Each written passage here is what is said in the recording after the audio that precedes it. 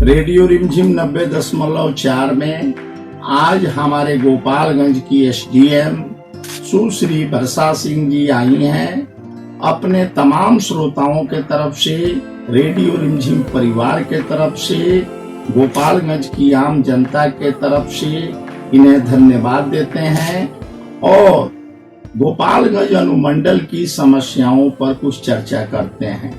तो सबसे पहले आपका स्वागत है। बहुत बहुत धन्यवाद। गोपालगंज अनुमंडल की एसडीएम सुश्री वर्षा सिंह जी के सामने कुछ हम प्रश्न रख रहे हैं। हमें उम्मीद है कि आप लोगों के लिए काफी फायदेमंद होगा, रेडियो रिमझिम के श्रोताओं के लिए, गोपालगंज अनुमंडल की आम जनता के लिए। हमारे जिले में या अनुमंडल में विशेष करके राशन की बड़ी समस्या आ रही है। कुछ लोगों का कहना है कि हम जो है बीपीएल में हैं, तब पर भी अनुमंडल स्तर से एक पत्र आया है कि आपको एक जवाब देना है। यह कैसा पत्र है, क्या है, इसके बारे में मैडम बताया जाए। राशन कार्ड रद्दीकरण की प्रक्रिया हमने अनुमंडल स्तर पर शुरू कर दी है। राशन कार्ड रद्द करना इसलिए आवश्यक है कि जो कोटा होता है राशन का वो फिक्स होता है। सरकार द्वारा यह कोटा फिक्स किया गया है और जितने अपात्र कटेंगे उतने नए पात्र लाभुकों को हम राशन से जोड़ सकेंगे। तो यदि हम अपात्र काटते ही नहीं हैं, अपात्र ऐसे लाभुक होते हैं जो क्राइटेरिया है राशन कार्ड धारण करने का 11 पॉइंट बिंदु है कि उनके पास एक लेवल से ज्यादा जमीन नहीं होनी चाहिए, उनकी आय उसमें निर्धारित है, उनके पास 4 चक्का वाहन नहीं होना चाहिए। इस तरह के 11 बिंदु हैं। यदि उनमें से एक भी उनके पास है तो वो राशन कार्ड धारण करने की योग्यता नहीं रखते हैं। और ऐसे लाभुकों को चिन्हित किया गया था। 2 साल पहले एक सर्वे हुआ था जिसमें ऐसे लाभुकों को सूचीबद्ध किया गया था, जिस सूची के आधार पर राशन कार्ड रद्द करने की प्रक्रिया की गई थी, लेकिन वो आधी अधूरी थी। तो बचे हुए शेष जो लाभुक हैं, जो कि अपात्र हैं, उन सभी लोगों को नोटिस दिया गया है और नोटिस देने के बाद 1 सप्ताह के भीतर उन्हें अनुमंडल कार्यालय में आकर के अपना पक्ष स्वयं रखना है कि वो पात्रता रखते हैं राशन कार्ड की। तो यह प्रक्रिया अभी चालू है और लाभुक आ रहे हैं और जो वो अपना बयान दे रहे हैं या अपना पक्ष दे रहे हैं, यदि वो संतोषजनक पाया जाता है तो उनका राशन कार्ड रद्द नहीं होगा। यदि शंका होती है कि इसमें और जांच की आवश्यकता है, क्योंकि जांच 2 साल पहले की गई थी, तो हम लोग फील्ड में उसको भेज रहे हैं जांच के लिए। और जो अयोग्य है, जो सिद्ध हो जाता है, सरकारी नौकरी है, पक्का मकान है, तो उसको काटा जाएगा। जो पक्ष है उसको सुनने के बाद, जो प्रक्रिया है उसको फॉलो करने के बाद। नोटिस गया है, इसका मतलब ये नहीं है कि जो राशन वो लेते हैं उससे उनको वंचित किया गया है। जब तक राशन कार्ड पर कोई फैसला नहीं लिया जाता है, जिसके बारे में फैसला होने पर सूचित किया जाएगा लाभुक को कि आपका राशन कार्ड इस कारण से रद्द किया गया है, तब तक ये कोई भी डीलर उनको राशन देना बंद नहीं करेगा, जस्ट बिकॉज उनको नोटिस गया है। कुछ लोगों का कहना है, जैसे रेडियो रिमझिम में आपके आदेश के अनुसार एक विज्ञापन चलाया गया कि यदि किसी को अनुमंडल स्तर पर कोई समस्या हो, वह रेडियो रिमझिम में आकर अपना आवेदन दे। उसमें बहुत सारे आवेदन ऐसे आए थे जिसमें राशन कार्ड में नाम नहीं जुड़ा है। दूसरी तरह की समस्या यह भी आई थी भूमि संबंधी कि भूमि विवाद है, उसे सुलझाया जाए। इस संबंध में मैडम आप क्या कहना चाहेंगे? आपका जो पहला प्रश्न है कि राशन कार्ड में नाम जोड़ने की जो बात है, तो ये राशन कार्ड रद्दीकरण उसी से संबंधित है कि जो भी लाभुक अपना आवेदन ब्लॉक में जमा कर चुके हैं राशन कार्ड हेतु, तो यदि उस ब्लॉक में कोटा जो है वो हो चुका है, खत्म हो चुका है, यदि वहाँ पे केवल 5000 कार्डधारी हो सकते हैं उस प्रखंड में, और यदि 5000 राशन कार्ड ऑलरेडी वहाँ इशूड है, तो ऐसी परिस्थिति में यदि लाभुक पात्र भी हो, गरीब भी है, बीपीएल भी है, वो पात्रता रखता है, लेकिन फिर भी हम लोग उसको ऐड नहीं कर पाएंगे क्योंकि कोटा फिक्स है। इसलिए हम लोग अपात्र लोगों को चिन्हित कर रहे हैं। तो 2 साल पहले जो सर्वे है उसके आधार पर भी उसमें पाया जा रहा है कि कई लाभुक वाकई लाभुक हैं, तो उनका नहीं कटेगा, उसमें कोई घबराने की बात नहीं है। और कुछ नए नए सर्वे के आधार पर भी आते जा रहे हैं लगातार। तो जो अपात्र हैं, जो पात्रता नहीं रखते हैं, उनका जैसे जैसे कटता जाएगा तो उसमें नए पात्र लाभुक जाते जाएंगे। तो यह समझना आवश्यक है कि हालांकि आपका राशन कार्ड स्वीकृत होने योग्य है, लेकिन यदि कोटा नहीं है, अपात्र उसमें है, तो उस परिस्थिति में बिना काटे हम लोग आगे नहीं बढ़ पाएंगे। भूमि विवाद संबंधित जितने मामले आते हैं उसमें अंचल अधिकारी के स्तर से जांच कराई जाती है, और यदि उसमें विधि व्यवस्था संबंधी कुछ बिंदु होते हैं तो थाना अध्यक्ष भी अपने स्तर से जांच करके प्रतिवेदन देते हैं। यह प्रक्रिया लगातार चल रही है। रोज आते हैं लोग और उनका जांच में जाकर उनका स्थल निरीक्षण भी होता है जो जरूरी केसेस होते हैं। और ऐसी परिस्थिति में आप लोग लिखित आवेदन दे सकते हैं कार्यालय में या अपने अंचल में दे सकते हैं, वहां से भी आ जाएगा। और प्रॉपर जांच के बाद जो उचित कार्रवाई है वो की जाएगी। इसमें यह भी समझना इम्पोर्टेंट है कि जो रैयती भूमि होती है उसमें जो रेवेन्यू साइड है उसका बहुत ज्यादा रोल नहीं होता है। रैयती भूमि के विवाद निपटारे में सिविल कोर्ट की बहुत महत्वपूर्ण भूमिका होती है, लेकिन यदि विधि व्यवस्था का एंगल है तो वो हम लोग करवा लेंगे।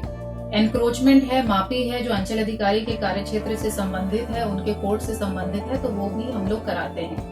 तो किसी भी चीज की आपको समस्या है भूमि से तो आप उसको बताएंगे, हम लोग आपको समझाएंगे कि यह चीज कैसे की जा सकती है या कैसे नहीं की जा सकती है। लेकिन आप लोग अंचल अधिकारी के पास सबसे पहले जाएं और अपना आवेदन दें, और कोई शिकायत होती है तो तुरंत अनुमंडल में सूचित करें। एक आवेदन और आया था जिनका नाम हमको ध्यान में नहीं आ रहा है। कुचायकोट प्रखंड के गोपालपुर थाने में एक व्यक्ति ने आवेदन दिया था रेडियो रिमझिम के माध्यम से कि थाने में उनका झोपड़ी जल गया, गाय जल गई, लेकिन थाने में प्राथमिकी दर्ज नहीं हो रही है। इसके संबंध में आपका क्या कहना है?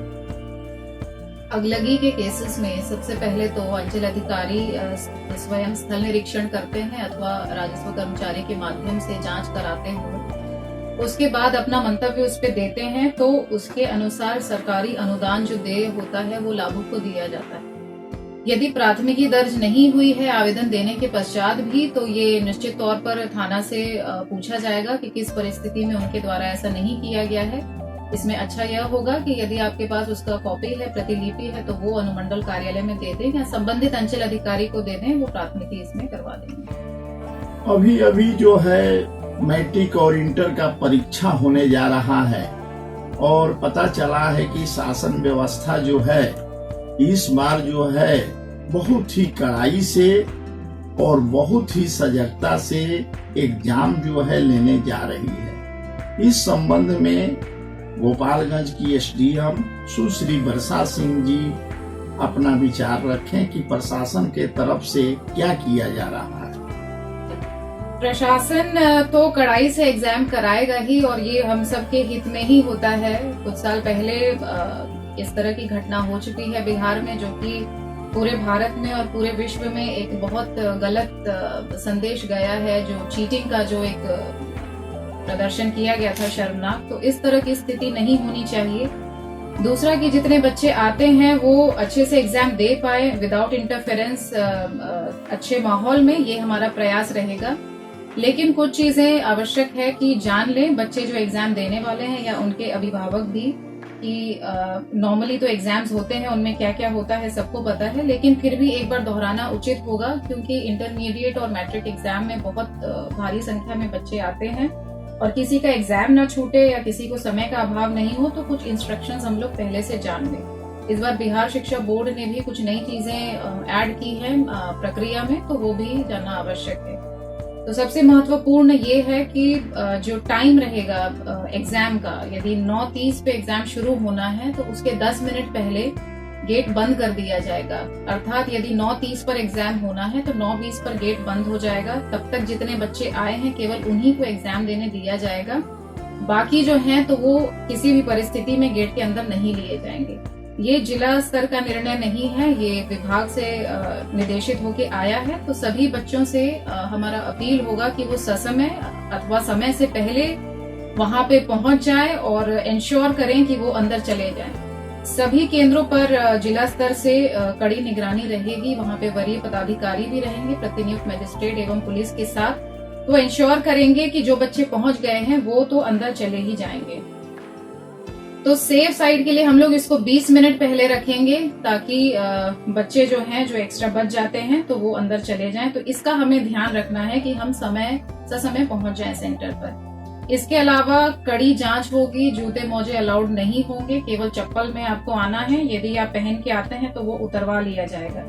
फ्रिस्किंग इसमें सघन होगी, जांच अच्छे तरीके से किया जाएगा और फ्रिस्किंग 2 बार होगी। एक तो आपका जो आप गेट के अंदर जाएंगे, जो फर्स्ट राउंड होता है, उसके बाद जब आप कक्ष में प्रवेश करेंगे जहां आपका एग्जाम होना है, वहां 25 बच्चों पर एक इन्विजिलेटर रहेगा जो शिक्षक रहेगा, उसकी भी जवाबदेही है, वो भी फ्रिस्किंग करेगा। और यदि इसके बाद कहीं से भी कोई चिट निकलता है या कोई चीटिंग करते हुए पकड़ाया जाता है तो इस इन्विजिलेटर को निलंबन करने का आदेश पारित हो चुका है। तो शिक्षक अपने स्तर से ये इंश्योर कराएंगे कि आप चिट और इस तरह की चीजें ना ले जाएं। दूसरा कि सभी शौचालयों की सघन जांच की जाएगी, किसी भी शौचालय में कोई चिट अलाउड नहीं होगा। और मोबाइल तो किसी को अलाउड नहीं है, मोबाइल भी आपको लेके नहीं जाना है।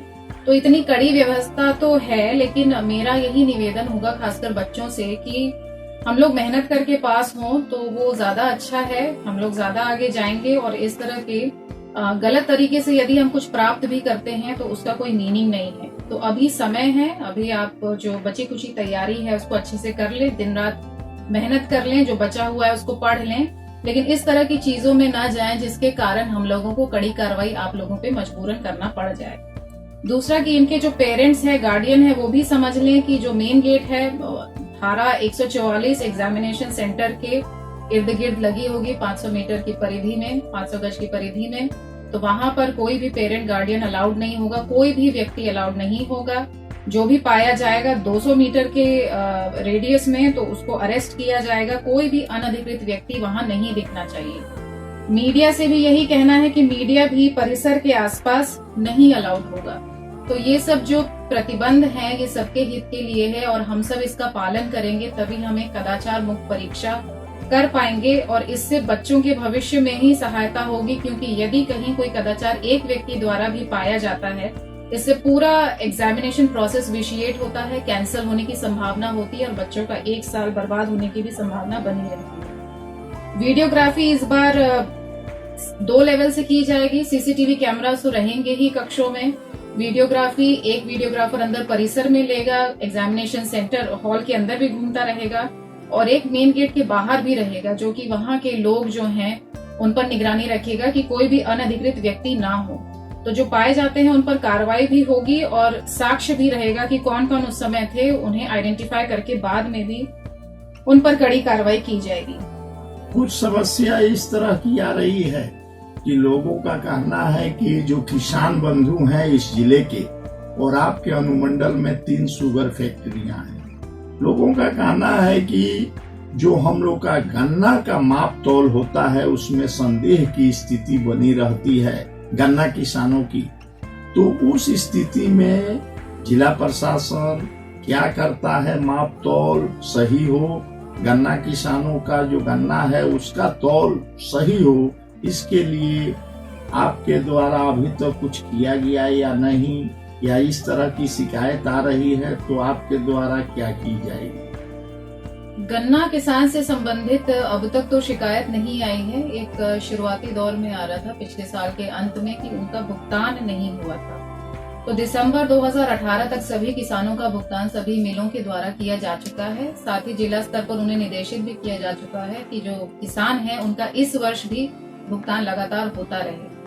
यदि इस तरह की समस्या है कि उनको माप तौल में दिक्कत आ रही है और डिफरेंट वेट्स पाए जा रहे हैं जगह जगह, या जितने पैसे उनको मिलना चाहिए उतना नहीं मिल रहा है, तो यदि इस तरह की शिकायत आती है, इंडिविजुअल आती है, स्पेसिफिक आती है, तो हम लोग उसको मिल के साथ टेकअप करके उनके साथ बैठक करके भी इसका समाधान निश्चित तौर पर निकालेंगे। दूसरी समस्या यह है अनुमंडल स्तर की या जिला स्तर की कि ध्वनि प्रदूषण को लेकर कि लोग जो है रात भर दिन भर गांव में विशेष करके जो डेज जो है बजा रहे हैं, तेज आवाज में जो है निकाल रहे हैं, जिससे अगल बगल के जो वृद्ध लोग हैं, रोगी किस्म के लोग हैं, उनको काफी परेशानी होती है। इसके संबंध में हमारे श्रोताओं को कुछ बताया जाए। ध्वनि प्रदूषण के बारे में प्रशासन सतर्क है, कुछ कार्रवाई भी की गई है। ऐसे जो पाए गए हैं ध्वनि प्रदूषण करते हुए, उनके लाउडस्पीकर भी जब्त हुए हैं और इसमें एफआईआर का भी प्रावधान है। लेकिन हम कड़ाई नहीं करना चाहते हैं, हम ये अवगत कराना चाहते हैं लोगों को कि ध्वनि प्रदूषण के क्या दुष्प्रभाव होते हैं, जैसा कि आपके द्वारा बताया जा चुका है। और एडिशनली भी ध्वनि प्रदूषण से लोगों के हेल्थ को काफी इम्पैक्ट पड़ता है। इससे हाई बीपी होने की संभावना होती है, हाइपरटेंशन होता है, वृद्ध व्यक्तियों को तो समस्या होती ही है। लगातार यदि हाई वॉल्यूम में आवाज सुना जाए तो बहरे होने की भी संभावना होती है, ऊंचा सुनने की बीमारी होती है। बच्चे होते हैं, उनमें भी बचपन से समस्या उत्पन्न हो जाती है। जो पढ़ने वाले बच्चे होते हैं वो पढ़ नहीं पाते हैं। जो प्रेग्नेंट लेडीज हैं वो इस तरह के साउंड में रहती हैं तो उनके आने वाले बच्चे पर भी असर पड़ता है। तो हम अपने स्वार्थ में, अपने एंजॉयमेंट में ये भूलते जा रहे हैं कि हमारे आसपास भी लोग रहते हैं जिनका हमारे कुछ ऐसे कार्य हैं जिनसे उनके हेल्थ पर दुष्प्रभाव पड़ सकता है, जो कि गंभीर भी हो सकता है। हाइपरटेंशन और बीपी इतनी गंभीर बीमारी है कि उसमें आए दिन डेथ होते रहते हैं। इस सबकी जानकारी है कि आजकल जो है लाइफस्टाइल डिजीजेस से ज्यादा मौत होती है, ना कि डायरेक्टली जो डिजीज होते हैं कम्युनिकेबल। तो ध्वनि प्रदूषण के प्रति हम सभी को सजग रहना है और लाउडस्पीकर अधिनियम के बारे में इतना जानना आवश्यक होगा कि रात 10 बजे से सुबह 6 बजे तक किसी भी प्रकार के लाउडस्पीकर किसी के भी परमिशन से अलाउड नहीं है। इसके बावजूद आप लोगों से पहले भी कहा गया था, लेकिन संभवतः ये मैसेज बहुत ज्यादा नहीं पहुंच पाया है, तो आज पर्सनली ये हमें कहना पड़ रहा है कि ये जो पीरियड है 10 बजे रात से सुबह 6 बजे तक, आप इसमें तो लाउड स्पीकर बिल्कुल यूज नहीं करेंगे और किसी भी परिस्थिति में अलाउड है ही नहीं। तो क्योंकि गोपालगंज काफी धार्मिक शहर है, यहाँ पर आए दिन कुछ होते रहते हैं, अष्टजाम होते हैं, कई तरह के आयोजन होते हैं। तो ऐसे आयोजकों से मेरा यही कहना है कि आप लोग पूजा कीजिए, भक्ति कीजिए, आपका जो आयोजन है वो कीजिए, लेकिन लाउड स्पीकर आप 10 बजे से 6 बजे तक ना चलाएं। दिन में भी यदि चलाते हैं तो आपको ये ध्यान रखना होगा कि कुछ साइलेंट जोन्स हैं, हॉस्पिटल हैं, स्कूल्स हैं, कुछ ऐसे प्लेसेस हैं जहां हाई वॉल्यूम का ड्रास्टिक इम्पैक्ट पड़ता है। इसके अलावा कलेक्टोरेट है, उसके आसपास भी यदि आप इस तरह का सहयोग नहीं करेंगे तो कलेक्टोरेट में काम नहीं होगा। यदि पदाधिकारी काम नहीं कर पाएंगे तो इससे जो आम जन है उन्हीं की समस्याओं का जो सोल्यूशन है वो समय नहीं हो पाएगा। तो रेगुलर टाइम में भी प्रयास करें कि ये नहीं करना है और इसमें तो परमिशन आपको लेना चाहिए। यदि आप नहीं चाहते हैं कि ड्रास्टिक एक्शन हो, लाउडस्पीकर जब्त हो, उसका वाहन जब्त हो, एफआईआर हो, तो अभी भी समय है, इसको समझ लें। और यह समझना इसलिए भी आवश्यक है कि कुछ ही दिन में मॉडल कोड ऑफ कंडक्ट भी लागू हो जाएगा निर्वाचन का, जिसके तहत लाउडस्पीकर का परमिशन लेने के बाद ही उसे चलाया जाना है। तो गोपालगंज वासी समझदार हैं, अभी तक जितना इंटरैक्शन हुआ है तो समझ जाएंगे कि यदि किसी चीज का दुष्प्रभाव पड़ता है हम पर, हमारे आसपास के लोगों पर, तो हम ध्यान रखें कि हम उन चीजों में ना उलझें।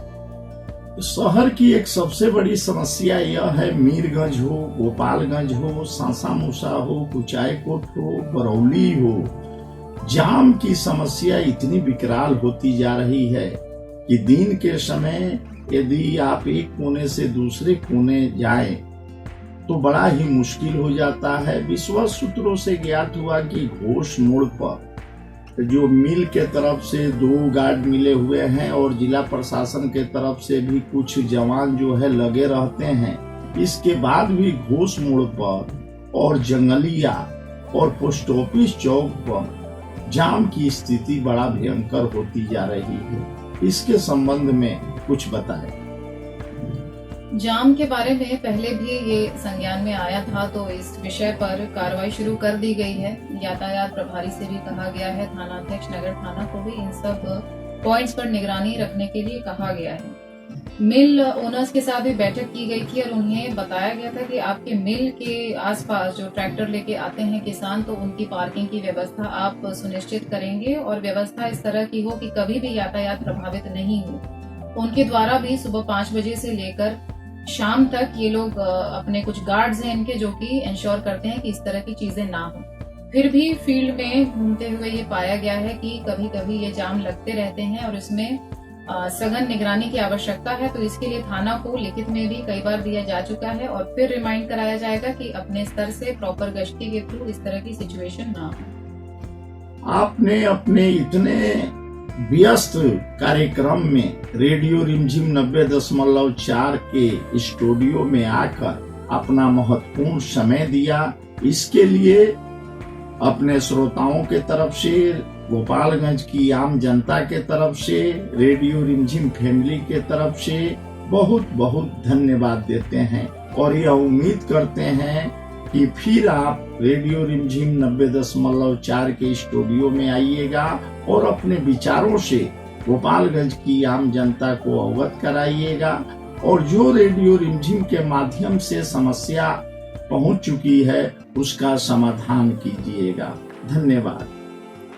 मुझे आशा है और विश्वास है कि आज जितनी भी बातें हमारी हुई है और जनता से जो भी निवेदन है, जो भी उन्हें बताया गया है, तो वो उसका अमल करेंगे और प्रशासन का सहयोग करेंगे कि प्रशासन उनकी समस्याओं को सुलझा पाए।